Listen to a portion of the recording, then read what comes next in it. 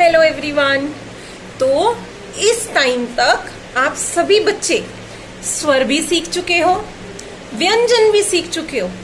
तो चलो इसी बात पे आपको एक नया और इंटरेस्टिंग टॉपिक सिखाती हूँ, वो है मात्राएं।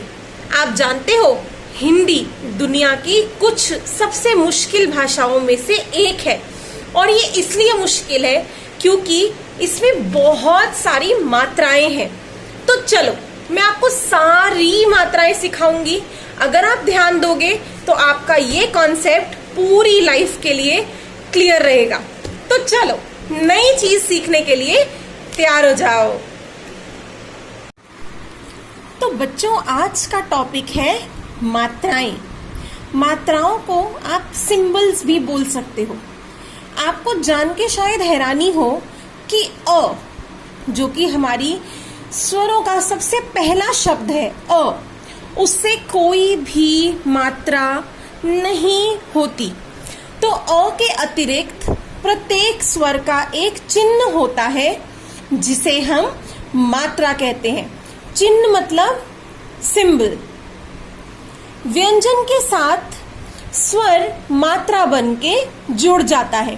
तो कैसे होता है ये?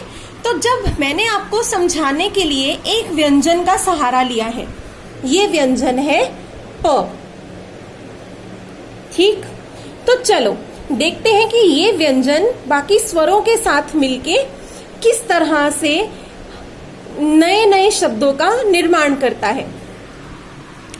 प के नीचे हलंत का मतलब होता है, जब आप इसको पूरा शब्द लिखोगे तो ये आधा प बन जाएगा।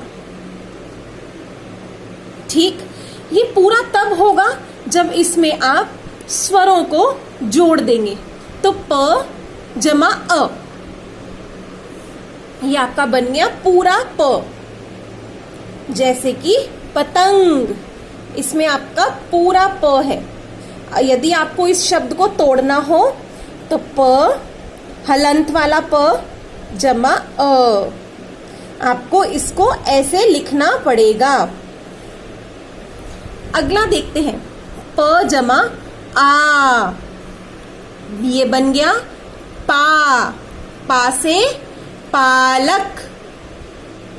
तीसरा शब्द देखो, तीसरा स्वर देखो, प के साथ मैंने ई, छोटी ई को जोड़ा।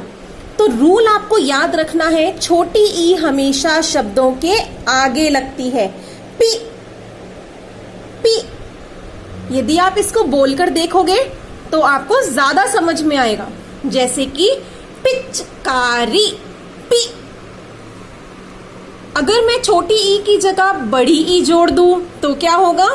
देखो, जैसा मैंने आपको अभी रूल बताया, छोटी ई हमेशा शब्दों के आगे लगती है, बड़ी ई हमेशा शब्दों के पीछे लगती है। तो ये बन जाएगा पी। जैसे कि पीला। आप बोल के भी देख सकते हो, पिचकारी छोटी ई, पीला बड़ी ई। अब देखते हैं आगे। अगर मैं प व्यंजन को ऊ, छोटे ऊ की मात्रा के साथ जोड़ दूं तो ये बन जाएगा पु पु। जैसे कि पुल।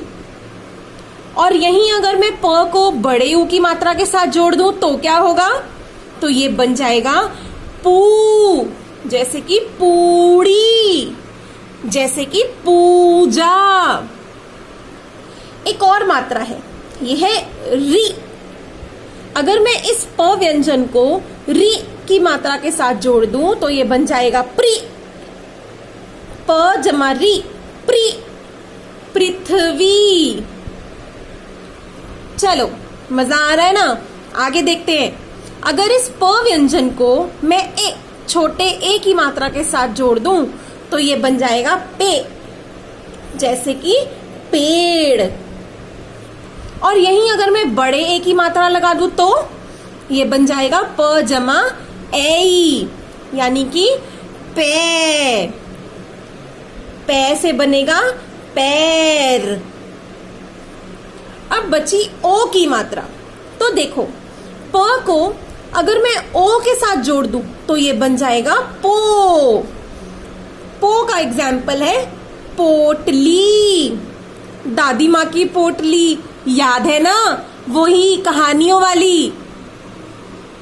ये देखो प जमा औ, ये बन गया पौ, जैसे कि पौधा।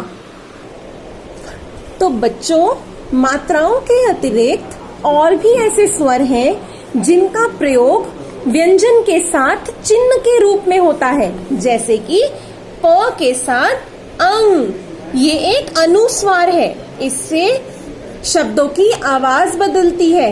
ये शब्द पर बिंदी की तरह इस्तेमाल होता है। तो देखो शब्द बन जाएगा पंछी। वहीं दूसरी तरफ अगर इस प व्यंजन को मैं चंद्रमा बिंदु के साथ जोड़ दूं तो ये बन जाएगा प, जैसे कि पंखुड़ी।